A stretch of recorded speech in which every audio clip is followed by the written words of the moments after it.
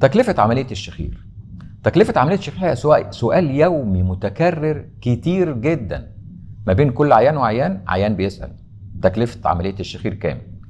وبصراحة فعلا أنا لو من أي عيان وفي الحالة الاقتصادية اللي مش ظريفة اللي احنا بنعيشها اليومين دول، أكيد مفيش عيان هيروح يعمل عملية أو يكشف إلا لما يسأل عملية الشخير بتتكلف كام.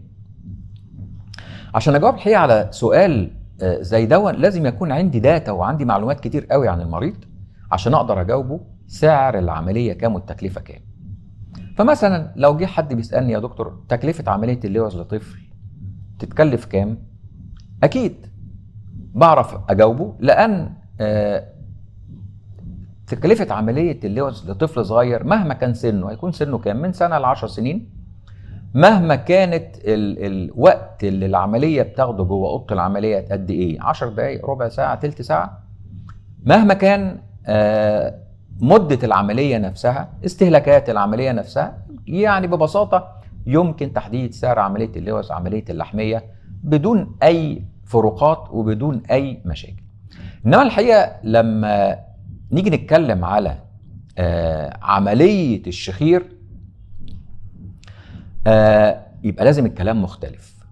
قبل ما اخلص كلام اللوز ممكن يبقى فيه تغيير في سعر عمليه اللوز لو اتعملت باجهزه مثلا زي الكوبليشن او راديو فريكونسي. الكلام ده ممكن يتكلف لان الجهاز اللي بنستخدمه الكوبليشن او اليد الكوبليشن اللي بنستخدمها في عمليه اللوز دي مكلفه. طيب امال عمليه الشخير بقى ايه المتغيرات الكتير اللي ممكن تخليني ما اقدرش اجاوب على سؤال زي ده؟ انا عندي تقريبا من 30 ل 40 متغير بيحددوا لي سعر عمليه الشخير. طيب سعر العمليه عموما ممكن يعني يكون بيتحدد ازاي؟ بيتحدد اولا بوقت العمليه قد ايه. طبعا وقت العمليه الشخير اقل عمليه من ساعه ممكن توصل ل3 ساعات و4 ساعات. طب استهلاكات غرفه العمليه قد ايه من خيوط؟ كتير جدا الحقيقه، من خيوط واكسجين وادويه واستهلاكات تخدير. طيب الحاجات الاخرى المهمه اللي بتكلف عمليات الشخير، الاجهزه المستخدمه زي الكوبليشن، زي الليزر، زي الراديو فريكونسي، زي المناظير، زي الميكروسكوب، دي كلها اجهزه مكلفه داخل حجره العمليات. مش كده وبس، مش هي دي الحاجات اللي بتحدد لي سعر عمليه الشخير وبس، لا ده في حاجات تاني كمان.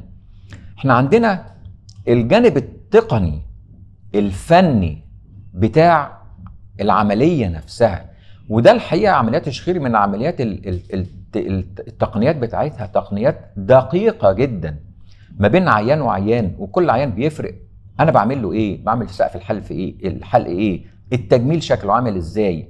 كل الكلام ده بياخد وقت وبياخد مجهود وبياخد تقنيات وبياخد فنيات وبياخد مهارات صعبة جدا.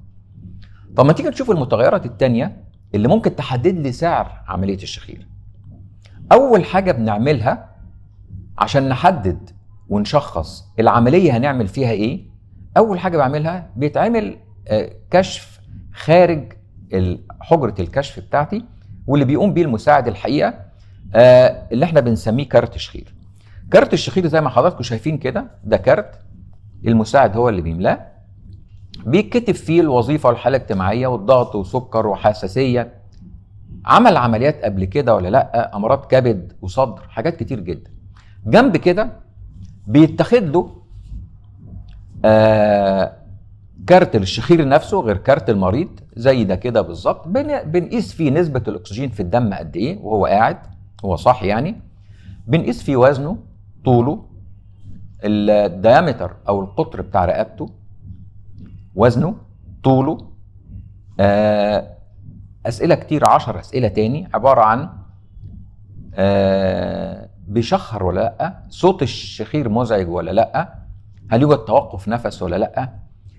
جنب الكلام ده كده يبقى احنا خلصنا أول حاجة اللي احنا بنسميها كارت الشخير. طيب كارت الشخير وكارت المريض بعد ما يخلصوا دي أول مرحلة، بيدخل على المرحلة التانية على طول اللي هي الكشف داخل حجرة الكشف. بيجي لي باخد منه بنسميه فول هيستوري للعيان، باخد منه تاريخ مرضي كامل. دي حاجة. بعمل دي الكشف، دي حاجه. بعد الحقيقه ما بكشف او بقعده بقى على كرسي الكشف وببص على مناخيره، ببص على حلقه. كده بالمرحله الثانيه دي بكون وصلت تقريبا ل 70% من تشخيص حاله المريض وتقريبا نوع العمليه اللي هتتعمل له ايه. طب هو السؤال، هل هنا اقدر اقول له سعر العمليه؟ طبعا. بعد ما بكشف على المريض وبشوف مناخيره وحلقه، بشوف كلام، بقدر احدد سعر العمليه تقريبا قد ايه.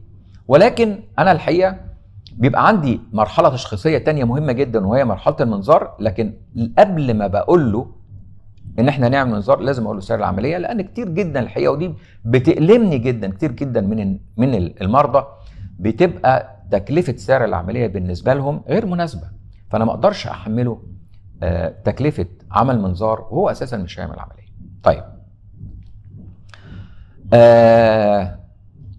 من هنا بقى بنبتدي نعمل المرحله الثالثه، وهي كشف المنظار.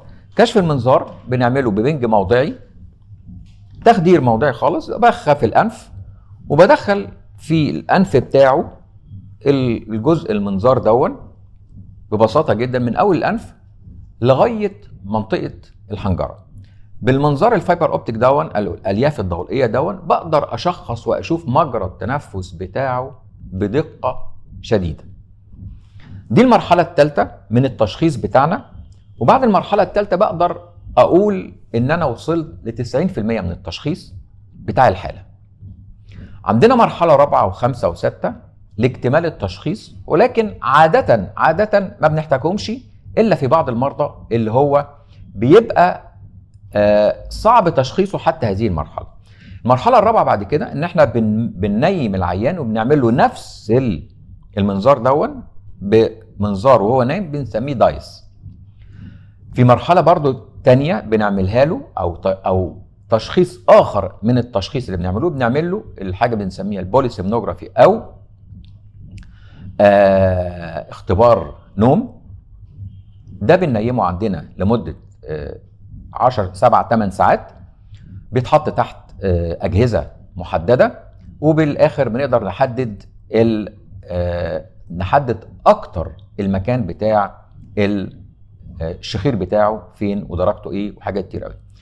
حاجه اخر حاجه ممكن نطلبها في عيان الشخير اللي هي اشعه مقطعيه، ده لو شاكين ان في مشكله في الجيوب الانفيه. طيب، هل في حاجات تانية ممكن تحدد سعر العمليه بعد اللي احنا بعد ال6 مراحل دي كلها؟ في حاجات تانية ممكن بنعملها لكن قليله جدا. لكن هو السؤال بقى، هل ممكن عيان يكلمني في التليفون يقول لي يا دكتور هشام والله انا عندي مثلا سده في مناخيري، عندي بشخر، عندي بتخنق، العمليه الشخير تتكلف كام؟ الحقيقه ده بيبقى سؤال صعب قوي، ما بقدرش اجاوب عليه بعد كل اللي احنا شفناه. بعد اللي انا قلته ده كله ببتدي احدد سعر العمليه على اساس ايه؟ عمليات الشخير لينا فيها 3 مراحل او 3 ليفلز بنشتغل فيهم. مش الليفل الاولاني في منطقه الانف بس كعلاج للشخير، او الانف والحلق والحنجره، وفي اكتر من كده كمان في عمليات خارج ال3 حاجات، عمليات بتبقى في الرقبه وبندخل بيها في منطقه الحنجره. فعشان كده مثلا عمليه الشخير عشان مشاكل الانف اللي فيها من اول حاجز انفي لغضاريف لجيوب انفيه للحميات، كل دي عمليات ممكن تتعمل جوه عمليه الشخير. في الحلق ممكن اللوز، سقف الحلق واللهاه واللسان وعضلات الحلق، وممكن ننزل تحت شويه البيجلوتس او اللي هو لسان المزمار، وممكن اكتر من كده منطقه الحنجره نفسها. عشان كده الحقيقه في حاجات تانية كمان بتحدد لي سعر العمليه. وزن العيان شكله عامل ازاي، صحه العيان، الحاله الصحيه بتاعته، عنده قلب، عنده سكر، عنده ضغط، بياخد ادويه للسيوله، عنده تحليلاته شكلها عامل ازاي، حاله الكلى، حاله الكبد.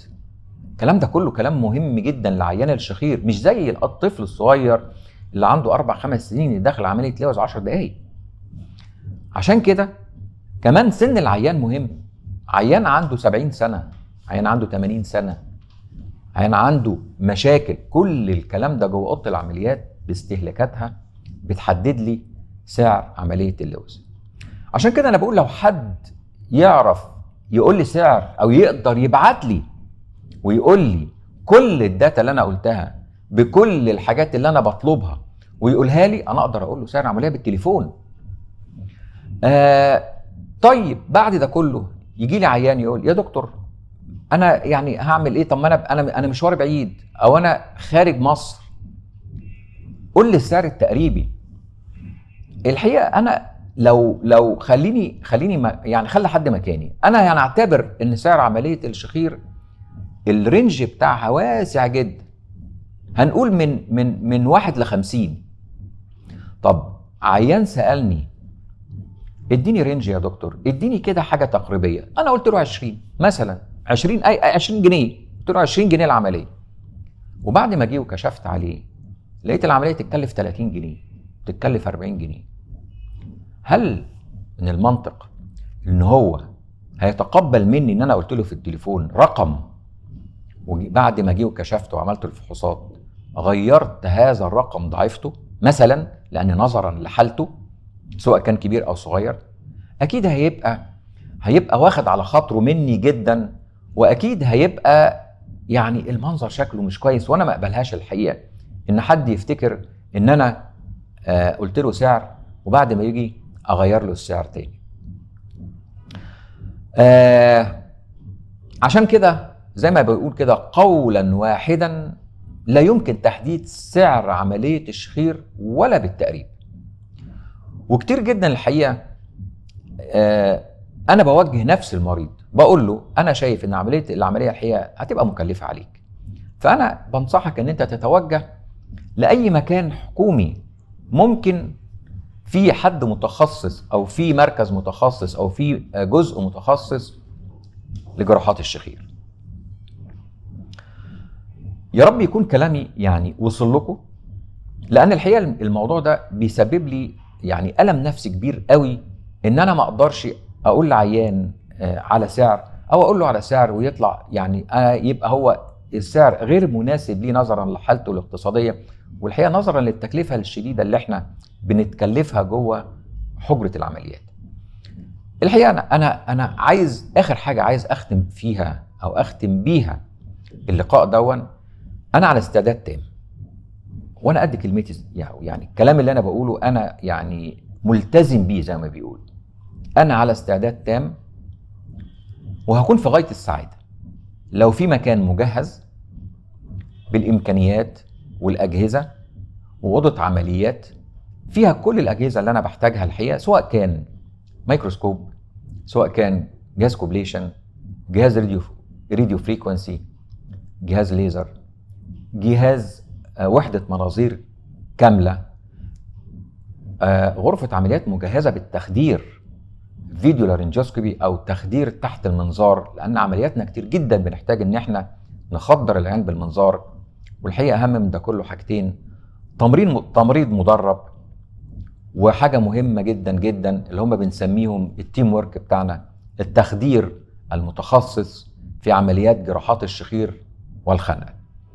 انا على استعداد تام لتقديم عملياتي مجانا لغير القادرين في وجود هذا المكان اللي يقدر يوفر لنا هذا المكان. انا هكون في غايه السعاده وهنوفر على ناس كتير جدا الحقيقه الالم النفسي اللي انا بشعر بيه والاحراج اللي انا بحسه في عينيهم، وانا ببقى الحقيقه نفسي ان انا اقدم لهم اقصى ما اقدمه.